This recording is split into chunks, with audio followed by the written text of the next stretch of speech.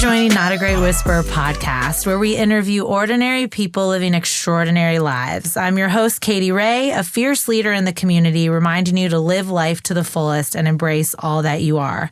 Joining us today is my sister, Kimberlee Smith. Listen, I am so glad you're here. I am so glad to be here, but I'd like to correct. I am an extraordinary person living an ordinary life. I know people say that, but I would like to say we're all ordinary, but we're doing extraordinary things. I'm made of magic. Oh, first of all, I was going to say that. Mm-hmm. Thank you for bringing your magical self here.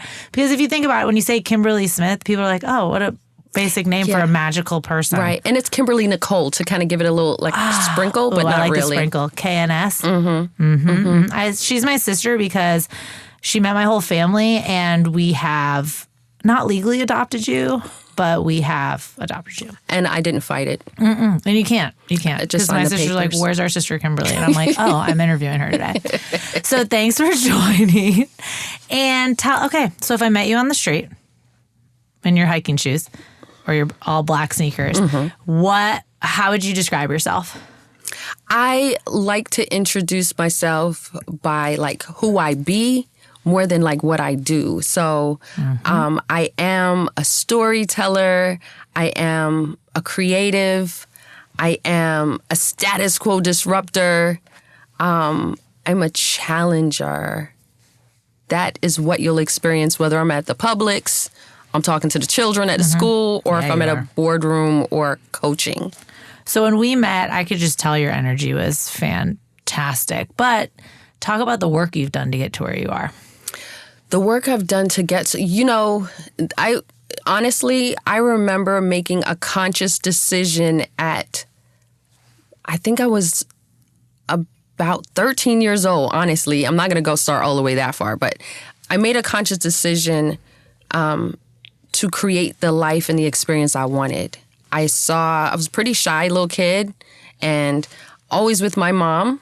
Had a little brother at 12, and I knew my friend was gone because she got to go take care of this baby thing.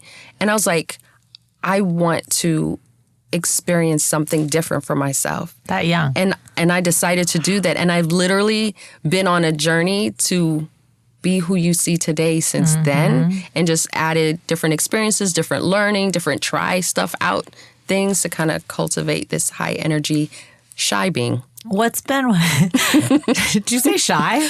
That was ridiculously It's performance. It's a performance. I'm also a performer. Shy? Yeah, 100% shy, for sure. If you meet Kimberlee, for sure you're going to be like, I would describe her as shy. 100%. I'm sarcastic. So what would you say is your, not favorite aha moment for someone else? When you're taking them on a journey, when you do a life by design kind of thing, right? Mm-hmm. And what's your favorite moment, when they have the awake, when they're like, oh my gosh, this work matters. What happens in that moment? Yeah.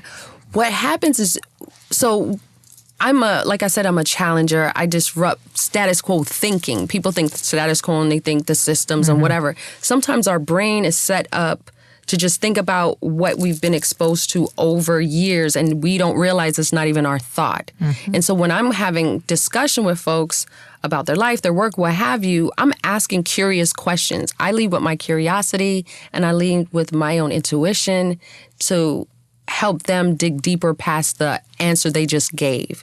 And so what my favorite thing is when they can't answer the question because it's not pre-rehearsed. Mm-hmm. And they're like, oh, I didn't even think of that. So it opens up room for more possibility for them. Yeah. That's my favorite. I like that you're a change agent, how you explain yourself. I think in every room you're in, you're just so willing to learn or understand or create. What do you think is, I know you have 1,000 superpowers, but your favorite superpower? My favorite superpower. 'Cause she's magical. I am made of magic. Because she's extraordinary. Not ordinary. You want me to answer the questions? You're going to get me all giggly and stuff. Okay. My favorite superpower, I would say a newer discovery, but has served me the best is my intuition. My gifting is definitely discernment. It's definitely an ability to connect with the highest version of the person I'm talking to. I've been told it's hard to be my friend, and it's definitely hard to be coached because you challenge them. Because I'm speaking to that part of you that I'm connecting with, and sometimes people aren't ready to connect with that part. But it's my favorite part, and my intuition. And I love that it doesn't stop you. When people are like, you hard to be friends with. No, I love it. Because I always think bigger when I'm around you. Like, I'm like, oh, what? Oh, teach me that. Wait, what? What's creative production of the people of the what? Just tell me more. Possibilities. That's also one of my passions is possibilities. There's all kind of things that we don't even think of that is truly possible. How has that made you a better mom? I think as I've learned myself, and our children are reflections of us, and marrying an educator, he has taught me we have to be the adult we wish we had growing up. So as I see myself in them, I recognize that they are here to teach me something, and my job is to kind of guide them to wherever they become. So I don't really try to pinhole them to, I see your gift is this, let's only do this thing because I see that that's your gift. Like, I don't know, let's try it. I remember Walmart when they were little, like people would say, don't touch that. I'm like, nope, we're going to touch it. We're going to touch it. We're going to touch all this stuff. Walk around with it. I would rather you touch it in the store and get it all out of your system. So I ain't got to buy it because you're done with it. But that's kind of the life that we live too. Like, just try it till you, doesn't make sense to try it anymore. Okay, well, I've been doing that wrong. I'm just kidding. I'm like, don't touch anything. Don't even ask me if you want. You can have it. Okay, well, I love that. I do that, like, you know, the adult you didn't have, even for people who had an adult that was super supportive. It's just different. It's so different now. Mm-hmm, for sure. Like, I was laughing at something that was like, turn off the backlight. I can't see in the rear view mirror. Like, your parents would scream. Right. And now I do that with the kids. And I'm like, you're fine. Because I caught my spouse, Chris, doing it one time. And I'm like, you know, you can still see. And he's like, oh. And I'm like, because your parents screamed. I thought it was illegal until Instagram Reels taught me it wasn't. And then I just allow it now. Oh, my gosh. I love that. What is one thing you're working on for yourself right now? Like, because you are continuously working on yourself and improving and possibilities, all this. Like, what's one thing that you get excited about right now? One thing that I get excited about is deepening my spiritual development. I would say because I exercise my creative muscle, because I'm exercising my intuition, I do get what people would call downloads, ideas, thoughts that are like, how did I know that? I don't know how I knew it, but I knew it. And a few years ago, I said to myself, with all the ills that are happening in the world, how do we create a world better than what we lived in if we've never lived in a different world? That kind of crazy thing, right? What came to me was, when were we last free? And it was like, before the visitors, colonizers, came to visit and take us away and take over and whatever. And it brought me to traditional practice. And traditional practice does what we call now arts and culture, spirituality, teaching, healing, all those things. And so bringing that deepening of thought, education, and connecting with myself in that way helps me to connect with other people and understand where I come from so I can help them understand themselves. I love that. So what would you say right now is one of the hardest things you've done for yourself? It ain't hard to do nothing for myself. Yes. Okay, for other people. Well, I mean, for other people, it's more like they have to see it. You see it. It's like them seeing it. So I feel like that's just hard. I will say, okay, there has been a hard thing, and I'm still practicing it. The practice of receiving. I didn't see. There's a hard thing. And you don't know, because you like, especially the generation that raised us as women. We're sacrificial. They're giving, and I would say martyrs. So you know my Tenacious Rose. The opposite of Tenacious Rose is a martyr. I've always said that I'm not going to be a martyr. Didn't even want to have kids because I saw the moms in my life like really give everything for us. And then they got to retirement age and they didn't even know themselves. and then I became a mom, and I understood that, right? Yeah. What I missed was I'm still groomed deep in me. I have that, epigenetics. I still have that training of being a doer. I know how to be a boss chick. I know how to rock this show. I was gifted with a spouse, a partner that is so loving, so caring. Like he shows up hardcore, little people that he has trained well to love me. And I realized I'm not truly receiving. It's happening, but I'm not really actually sitting in the reception of their love and their care. That's been really, really That's really beautiful. Huge for me to experience and learn how to do. Let's talk about Tenacious Rose Project. Let's discuss. Get it. What was your goal with this project? My goal of the project really is to help people deepen the impact of their life and their work. I work with how I would describe creative-minded people that want to make life livable for other people, right? So it usually happens in social enterprise, but sometimes it doesn't. Doesn't have to be a coach. Sometimes it's artists. Sometimes it's a teacher. It just whatever you are responding to. I like to work with those folks. Do you find them or they find you?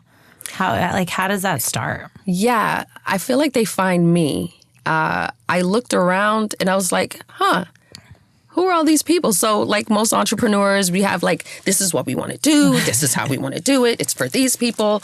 And it felt like after a while, fighting against the current thing. I was super excited and passionate about what I was doing. And again, deepening my own understanding of spirituality, of metaphysics, all the things. I looked around, I was like, there's people actually here already. They're actually already asking me stuff. I actually know the answers, and I'm sharing the things that have come to me in my own experience. That's what they want to know. Yeah. And so in my ability to help them deepen the impact of their work, I'm sharing the things that I've learned that a lot of other people haven't been able to have the experience and the journey that I have. What's one thing you want other entrepreneurs to know? I think the biggest thing that I learned jumping into this entrepreneurial thing is, as a creative, as a neurodivergent creative, you get to dream the biggest, hairiest, audacious dream, right? We know that, right? And then it sucks when you're doing it because it's hard, right? It's hard and it's tumultuous. Yeah. I want people to know you're not by yourself. It is very lonely to be the weird person that wants something more than what's just been told to us, the subscription. And I want you to know you're not alone. And going back to your other question about how do I help people deepen their impact, I don't want people to feel the way I felt when I was going through it. So I've built a community and looking at deepening that. So it's not about the work. It's not about the doing. It's kind of like a mastermind about the being.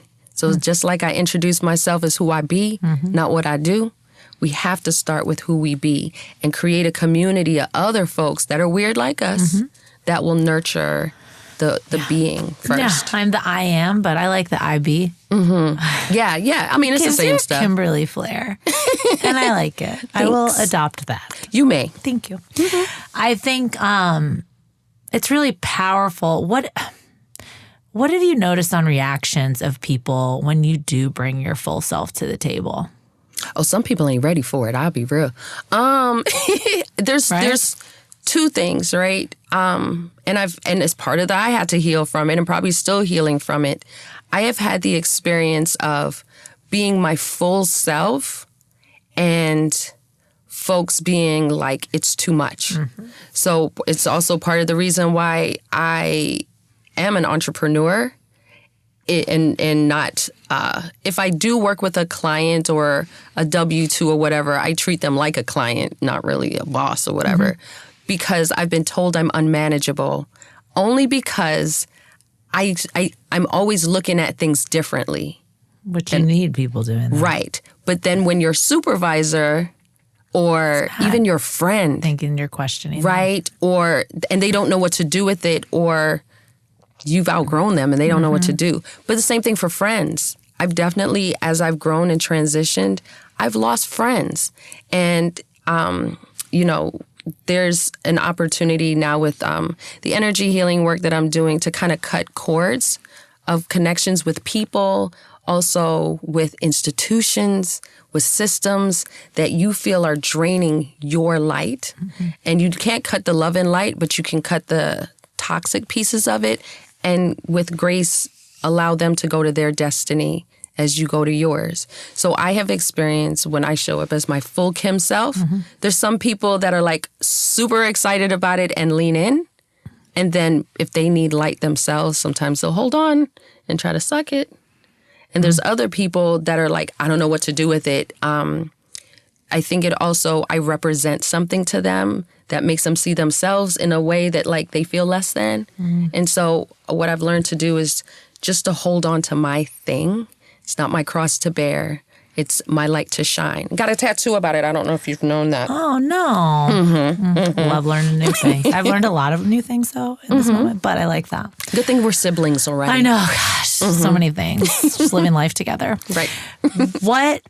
So just showing up as yourself and understanding that the unmanageable, which is crazy to me. Do you feel that sometimes you're so strong in your belief, though, that you aren't open-minded, or do you reflect the open mind? Like, do you, even though you like know something, are you willing to listen?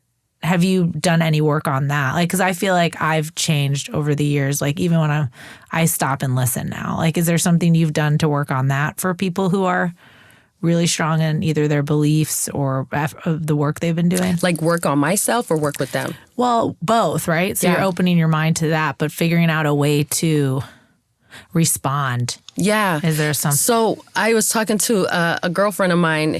I'm a Scorpio, neurodivergent, ADHD, shout out, unmedicated, but diagnosed. And I had to say to her, just like 5 labels. Right, and then shout out ADHD. Right. I'm from the home of hip hop. We always got to come through. Shout out to, you hear me? Unmedicated, but I'm okay with Medicaid. Whatever works for you. Whatever works. Welcome. But I have worked on it. So that's part of it, right? It is unmedicated. You got to celebrate. Absolutely. And it's part of what makes my brand. But I told her we are splash crazy. So we have to know, and I had to learn it, that in my introspection, I know that I am emotional. I know I'm responsive. Because of my ADHD, there's an impulse thing. So I had to know that. I had to do the work to learn that about me, to see how it affects other people, how it affects me, and learn what are the things I want to change, what are the things I'm going to keep because I like it, and it's okay. That's me. Right. But and you so do the reflection. I love showing people that people who coach others and we reflect all the time. Absolutely. Like, how can we do this better? Like, we're not holding on to the unmanageable or the terms people say because they're insecure, but we're understanding, like, where's that coming from? What is that? Like, I want to reflect on what I did, like, to see if it's some. And I love how you said I hold on to some of the stuff that I like because you don't get to judge me and decide. I like that. Right. And as we grow and develop, it changes. So I have learned that too.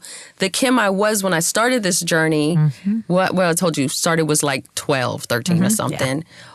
I'll fact check that. You can. I'm going to send it. I'm going to send it. Absolutely. I started my healing journey at 19. Oh, yeah. Right? Wow. It's a whole other episode. It's another episode. I was making so many bad decisions. It didn't mean I didn't make bad decisions, my friend, but But you were healing. But I had to make bad decisions while to healing. heal. Okay. And create more wounds. I'm going to take that. And create more wounds. I was also healing. Right. Okay. Right. And create more wounds to heal from those. Right. But as I go through life, she is also me. I'm also growing and changing and evolving. And we know that none of us are older than 7 years old. Right? Our whole everything changes. So why sometimes we hold on to the dreams we had when we were doggone 21? Yeah. I'm about to be a whole 46. Why am I thinking that life is the same, or I'm the same, or how I show up is the same? It's evolving. So different. Yeah. And so is the world. And it's fun to be with people who get to see you in all the seasons. That's my jam. That's my jam. Ooh. Okay, so I also learned that Kimberlee is a lyricist, and she rapped a song in high school. We're not going to do the song because I want people to. But what would be your stage name as a rapper? Oh my gosh, I have a stage name. I'm from New York. I already have one. Well, currently, I have past names because I've evolved now. My current name is Unfit and Selfish Mom. What is it? Unfit. Selfish Mom. Not happy moms make a better household. No, friend. Unfit and selfish. Okay. That's your name now? It's the new definition of the good mom. Okay, love it. Mm-hmm. Unfit. So, what was your previous names? Alizé, because I'm sweet and intoxicating. I also was underage and wasn't drinking. There was a hot cocoa. My shaman, you want to know my shaman name? Yeah. Mama Indisha. Oh, yeah, it is. It's powerful, that one. That is. That just did like a whole like... Wait, yeah. I mean, because I'm evolving. Uh-huh. That's today. Yeah. Oh, yeah, you're evolving. You're like, hello. I roll. From hot cocoa. Hello. Hot cocoa to Alizé at age 16. I was hot cocoa at 13. Alizé at 16, underage, not drinking. But you're like, it sounds beautiful. Right? This is me. This is me healing and living. Thank you. That is also surprising to people. I am not the coach that's going to have you crying. We going to laugh and we going to think. Oh, yeah. I'm going to mess your head up a little bit, then you're going to sleep on it, and then be like, that. Oh, that was good. Yeah. Oh. I was super quiet yesterday because I had to take in all that. But yeah, it's good. I don't know why I started with Kimberlee today because my energy's gone. All of it finished. Depleted. Yeah, right. I'm super hyped now. So what is another like big vision you have like for you, for life, for your family? Like what is it? What you dreaming big right now? What's the what is it that I'm gonna be like, oh, you crazy? Oh my gosh. Okay. So I still hold in my brain. I'm gonna have my own 90s style talk show. I do have that still. That's in there. Love it. I approve. And a dream that I am currently living, that I've accomplished, but it's still evolving and happening, is shout out to my friend and coach, Brett Boffman, out in Las Vegas, because why not? But coaching with a friend is awesome. He helped me discover my passions, and I realize what I'm doing now is doing things to connect myself with what I want to experience, how I want to grow, and how I want to contribute. And those things fuel me experiencing my passions, which is more a lifestyle, right? So having fun, right? Travel. It's the arts. It's about possibilities and lucrative connections to people, other experiences, and the coin, because all of that stuff costs money. Yes. And you got it, yes. Absolutely. So everything I do, I'm a multi-hyphenate. Everybody always says that, but I do a lot of stuff, and I know how to do a lot of stuff, and I share all of that.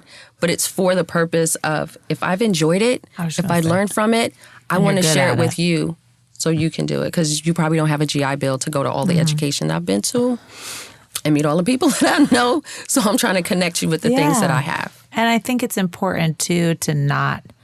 I hate when people are like, you got to do one thing. I don't like that. No, why? No, goodbye. Nobody does one thing. Well, that's another thing that we are similar in. Like, no.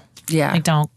Well, that's why we're siblings. I get it. I understand. But the million listeners do not. But we do that with our kids, right? Yeah. My kid is a guitarist, artist, scientist, teacher. He'll tell you right now, run down his third grade list of all the things. He plays chess. When? Never. Of course he'll tell you he plays chess. I want to play chess. I don't.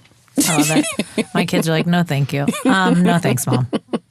They're just like, why? And then my husband's always like, how did you learn that? And I'm like, I just taught myself, because I'd always ask my mom we did not come from a wealthy time. I mean, there was 4 of us and my dad. But I was always like, can I do gymnastics? And she's like, no, but basketball's cheap right now. So I killed it in basketball. I was like, thanks, Mom. I was like, okay, can I do dance? Ballet's pretty pretty cheap at the rec center. You can start ballet. I was like, cool, like the big kid in a ballet. Like, just I'll do a plie. I'm gonna do it. And I was always like, I want to do chess. I want to play the piano. So my mom got me a keyboard, and I just learned the little dun da da da da. You know, I just killing it, killing it. I taught myself to do a cartwheel. Thank you. Oh, okay. Living. I told you that's what I was going to do. I did it. Mission accomplished. Okay, what's one thing? What's your go-to on a day like? When you feel like the energy's off or something, do you read something? Do you listen to something? What's a go-to for you? Tell us your secrets. I am a kid of the 90s, right? So I like to consume the things that bring me joy. I love reality TV. Oh, God, that's so funny. Some of my favorite people love reality TV, and y'all throw me off. I can't. I'm a people person. It's not right. It's not right. But I like the ones people would call the smartest ratchet. People are like, oh, yeah, and that's how you decompress. Because you're so smart that you're like, I need to watch. And my nerd stuff. flag, I'm a social scientist. I love humans and understanding how people make decisions, they live, they relate to each other. That's my nerd flag. So when I'm feeling like the world sucks because of humans, I like to watch them on television. Okay, I get it. And be entertained by them. Thank you for giving us that. Right. All right. So her go-to is reality TV. Got it. I mean, I do a little Michael Beckwith. I do a little, I do the meditation. Yes, I do that too. And then when it's done, reality TV binge watch. Let's go. All right, I totally love that. Where can we find you? Not your address, but like a social media. On the internet, you mean? Okay. So on the web. If people are looking to connect with me, all my social media is Kimberlee, Kimberlee. Don't forget it. Nicole, Nicole, Smith. Like the regular old Smith. Kimberlee Nicole, don't do that. Kimberlee Nicole Smith. If you'd like to email me because you're an emailer and you don't do social medias, it's the Tenacious Rose at gmail.com. If you need to spell check it, put Tenacious in Google first, copy paste, THE, Tenacious Rose. The instructions are clear. At gmail.com. And I'm on LinkedIn, I'm on Instagram, Facebook.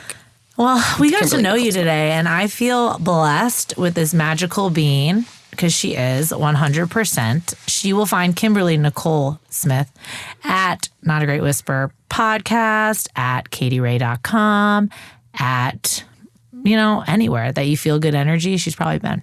Am I right? If you follow her, she's following me. I'm following her. We're all following. You can find us. We're together.